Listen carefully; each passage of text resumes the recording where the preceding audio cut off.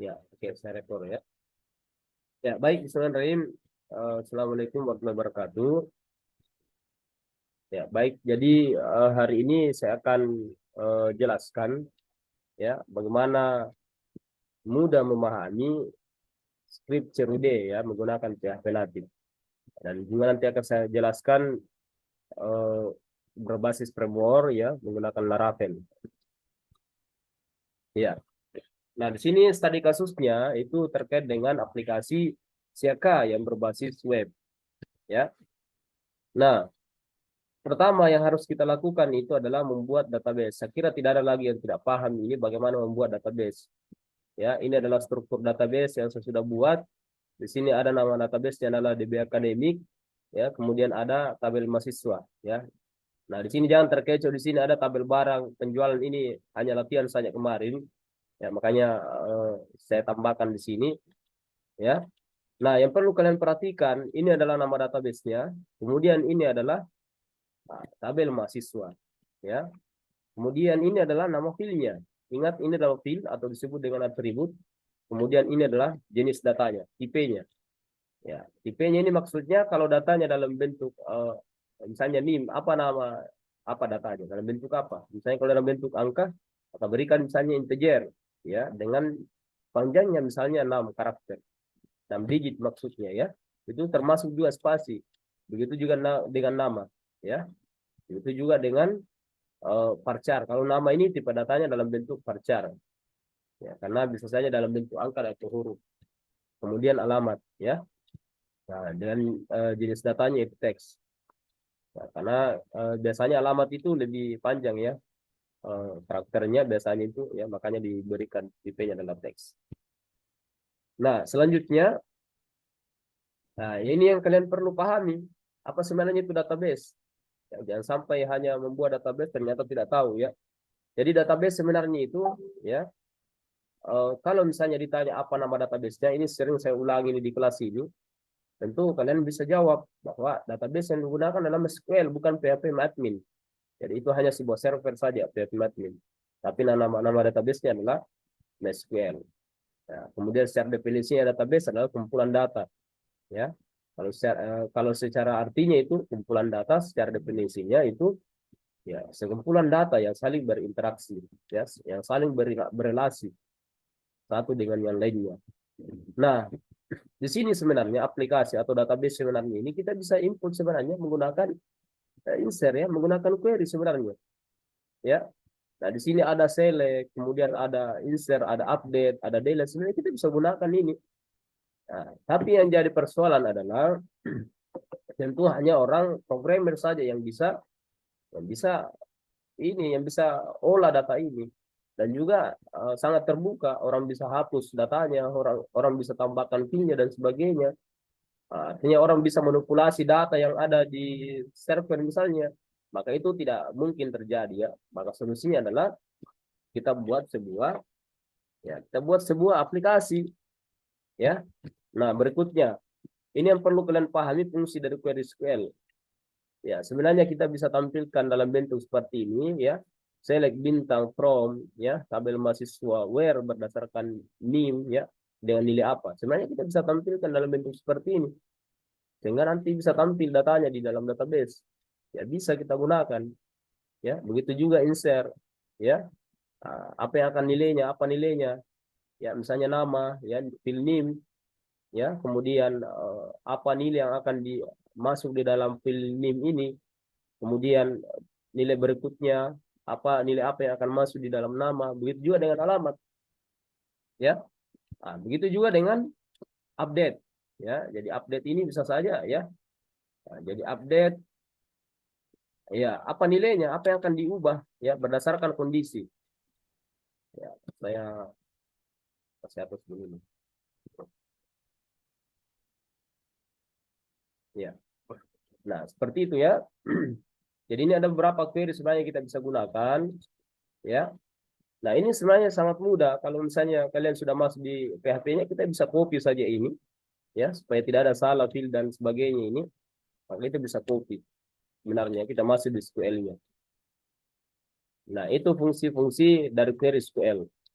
Nah, juga sebenarnya kita bisa input datanya di sini, ya.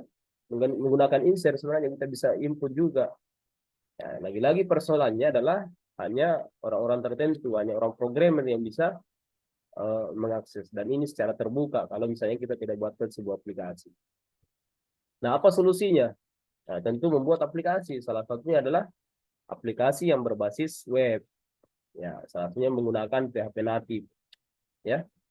Nah, ini nanti kalian bisa lihat ini perbedaan dari PHP native setelah saya jelaskan lagi Laravel ya.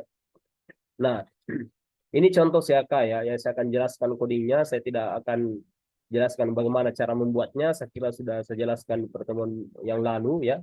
Dan saya kira juga sudah beberapa yang sudah lengkap aplikasinya. Maka selanjutnya ini hari ini saya akan jelaskan codingnya saja yang akan saya tanyakan nantinya ya. Nah, di sini ini adalah aplikasinya. Ya, aplikasi yang sudah jadi. Nah, selanjutnya kalau misalnya saya minta apa skripnya ini, maka kalian harus tunjukkan apa skripnya. Caranya adalah, nah kita masuk di sini. Perhatikan ini kalau natif ya, mahasiswa.php. Maka skripnya ada di mahasiswa.php. Nah, ini skripnya. Perlihatkan ini. Jangan secara keseluruhan, jangan semua skrip yang ada di file ini. Ya, kalau saya minta tampilkan semua ini, ya mana semua skripnya untuk kabel ini ya, tunjukkan seperti ini. Oh, mulai dari kabel, ya. Kemudian di dalam tabel ada header, ada baris, ya, ada kolom, ya. Jadi dalam baris itu ada kolom, ya, kolom kedua, 3, 4 dan seterusnya. Coba lihat ini, ya, ini. Baris pertama terdapat beberapa kolom, nomor, NIM, nama, alamat, dan action. Ya. Kemudian berikutnya, ini sebenarnya ada juga baris, ya. Tapi di sini barisnya berulang ya, berulang. Coba lihat di sini, ya.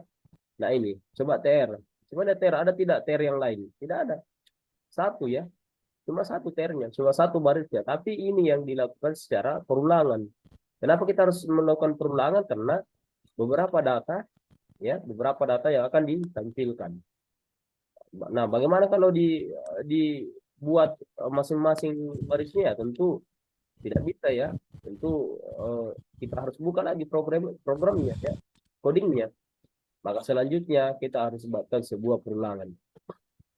Caranya ya kita tampilkan dulu, kita dulu tampilkan SQL-nya, apa query-nya, ya. Ya, misalnya select bintang from tabel mahasiswa. Ini adalah menampilkan atau memilih semua field. Ingat, field, ya. Field itu yang dimaksud adalah ini. Semua field akan bisa ditampilkan. Mulai NIM, nama, alamat, apapun fieldnya yang ada di tabel mahasiswa itu kita bisa tampilkan. Ya, kita bisa tampilkan kalau bintang ya. Kalau kita tentukan misalnya select NIM, koma, nama dan seterusnya, maka itu hanya NIM dan namanya saja. Itu perbedaannya ya. Jadi bukan menampilkan semua data yang ada di tabel mahasiswa, tapi menampilkan semua, menampilkan semua field. Nah, kalau ada yang bilang menampilkan semua data, bagaimana kalau ada kondisi di sini? Where berdasarkan kondisi NIM 144, maka ini secara otomatis terbantahkan. Artinya datanya tidak bisa ditampilkan secara keseluruhan. Makanya disebutkan di sini select bintang from tabel mahasiswa. Nah, query atau data yang ditampilkan sesuai dengan query ini ya masuk sebenarnya ditampung di dalam tabel query mahasiswa. Nah, data yang ditampung di sini, data yang ada di tabel mahasiswa itu bisa diulangi. Ya, jadi kita melakukan sebuah perulangan. Ya, apa perulangannya ya? Kita buatkan sebuah variabel juga untuk menampung sebuah data juga. Ya, dalam bentuk array. Ya, apa yang akan ditampilkan, apa yang akan ditampung di dalam data mahasiswa. Ya, di variabel data mahasiswa. Ya, sesuai dengan data ini yang ada. Sesuai data yang ada sesuai dari perintah ini ya, query-nya yang ditampung. Nah, misalnya kalau ada 3 data, maka dia akan menampung data sebenarnya di sini. Makanya dibuatkan sebuah perulangan. Nah, inilah perulangannya. Inilah makanya barisnya itu berulang terus. Berulang terus barisnya, kemudian dalamnya terdapat kolom lagi. Nah, apa kolom yang akan ditampilkan? ya sesuai dengan apa yang ditampung di sini di variabelnya, yaitu NIM ya. Nah, misalnya NIM, nama, alamat ya. Nah, seperti itu. Nah, ini untuk menampilkan. Sederhana sekali untuk script untuk menampilkan data ini. Ini kadang ada yang saya tanya, dia tidak tahu, dia tampilkan semua skripnya. Jadi perhatikan baik-baik, ini adalah sebuah TR-nya ya. Kemudian ini adalah sebuah barisnya ya, baris pertama yaitu header-nya, di dalamnya terdapat kolom. Kemudian berikutnya data yang akan ditampilkan sesuai dengan di aplikasi yang secara berulang, maka dibutuhkan sebuah query ya. Inilah query ini sederhana sekali ini scriptnya.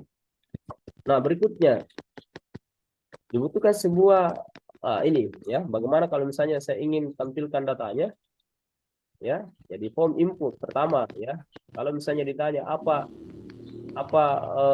script ya, apa saja scriptnya untuk menginput datanya, ini yang sering sekali saya ulangi ini ya.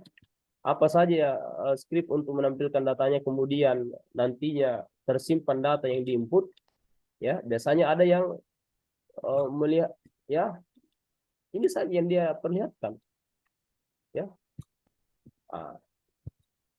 Jadi seperti ini ya. Kalau ditanya apa skripnya, maka tunjukkan semua. Mulai dari form inputnya, kemudian apa perintah untuk menyimpannya, menyimpan datanya. Coba kita lihat bagaimana proses sebenarnya. Untuk kalian bisa jelaskan kalau misalnya ditanya ya.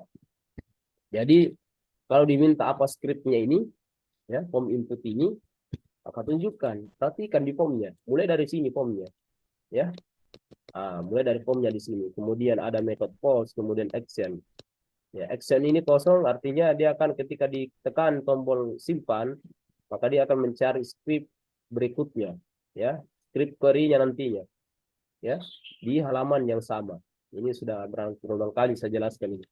Kemudian NIM yang diinput, ya, data yang diinput nantinya di sini untuk mengambil datanya yang diinput itu kita bisa gunakan, ya, yaitu parameter name, bukan tipe, bukan kelas. Ya, tapi name-nya, bukan juga ID. Ada biasa yang tambahkan ID sama dengan nama, bukan itu. Tapi yang dipanggil itu ya, itu parameter name, ya, parameter name. Apa namanya, misalnya name, ya.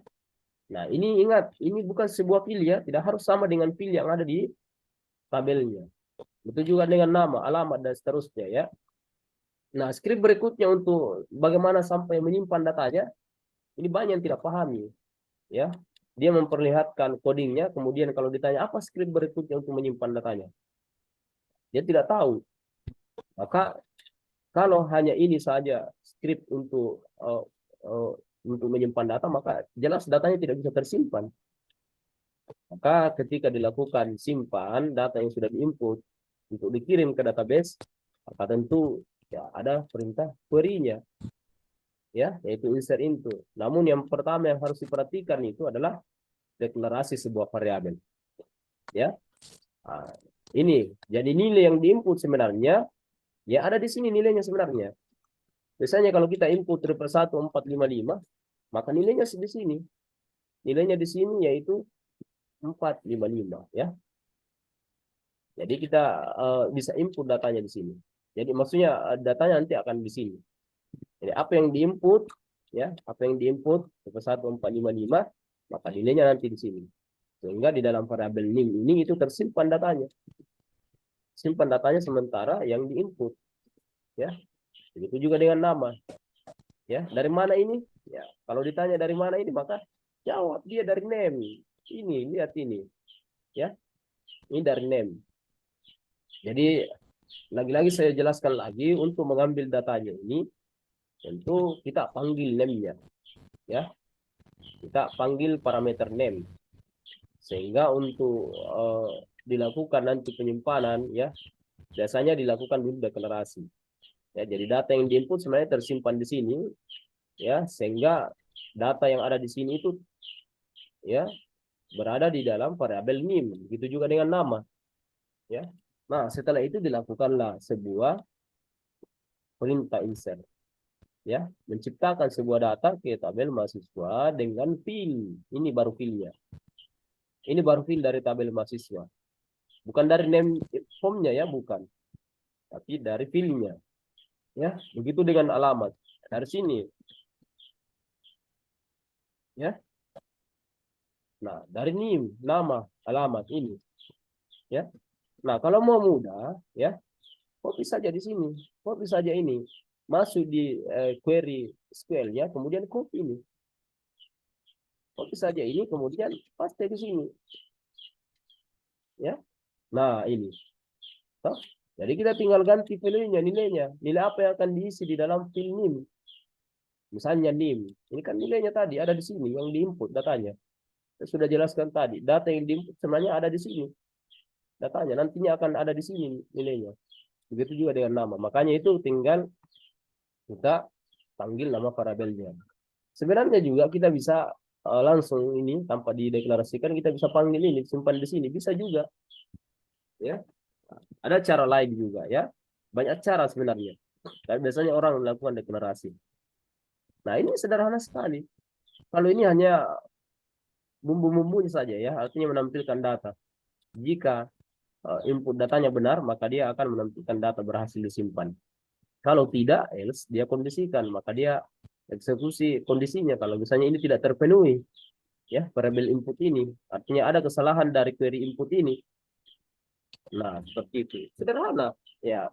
Yang biasanya saya tanya, ya terkait dengan menampilkan data, apa skripnya, kemudian untuk menginput data sampai menyimpan datanya ini, mulai dari formnya.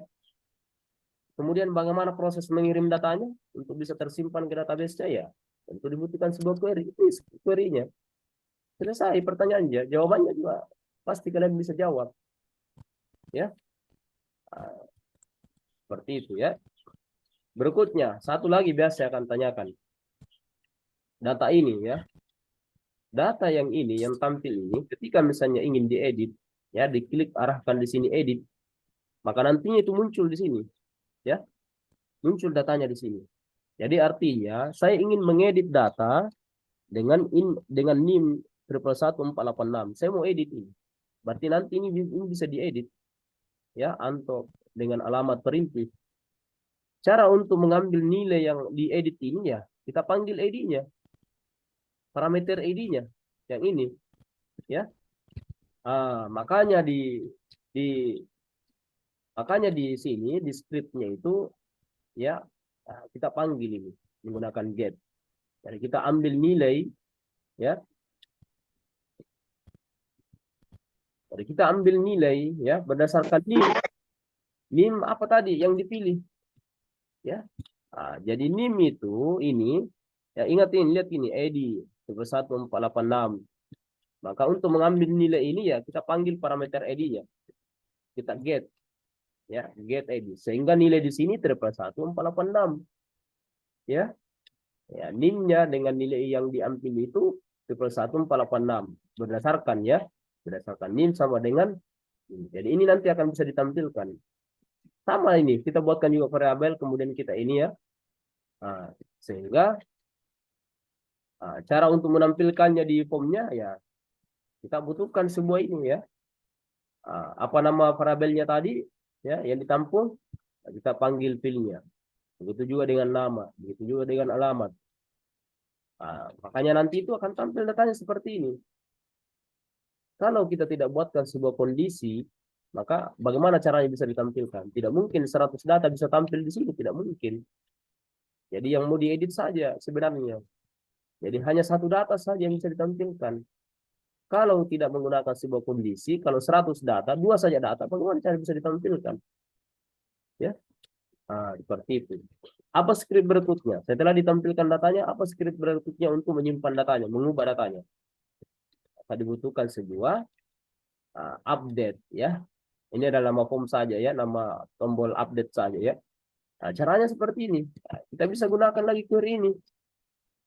Ya. Sederhana sekali. Kita masuk di fasilitas update ya. Klik saja update ini ya. Iya. Maka kita copy saja ini ya, berdasarkan apa di sini ini misalnya. Nah, ini ya. Jadi mengubah ya, tabel mahasiswa, ya mengatur setting ya. Artinya nama yang mau diubah juga alamat juga mau diubah. Jadi jangan mengubah NIM-nya, ID-nya dan sebagainya ya. Where. Ya, sebenarnya di sini NIM-nya bukan ID ya, NIM. NIM kemudian get apa yang diedit ya. Nah, jadi yang berubah nanti itu berdasarkan yang dipilih tadi, yaitu tuple 1486. Selesai sampai di sini tersimpan datanya. Nah, terakhir, bagaimana script untuk menghapus? Ya, cukup kita butuhkan saja ini. Delete from tabel mahasiswa berdasarkan ini. Kemudian kita hapus apa yang dipilih tadi, maka datanya terhapus. Selesai. Nah, seperti itu ya. Nah, kalau tombol untuk ininya sebenarnya kalau diklik ini apa aksi berikutnya ya di sini ya, edit, kemudian mahasiswa, kemudian apa parameternya ya, kemudian apa nilai yang ditampilkan, apa nilai apa yang ditampilkan yaitu NIM. Nah, makanya seperti ini tampilannya ya, ini tampilannya. Nah, seperti itu diarahkan ke file edit mahasiswa ya. Apa yang dipilih, apa parameter, jadi ini tidak harus NIM ya, bisa ID terserah apa ID-nya parameternya, ini bebas, tidak harus sama dengan PIN. Saya kira begitu ya. Iya, saya kira cukup satu ini untuk materinya. Selanjutnya silakan ulang-ulangi ya, silakan ulang-ulangi ya.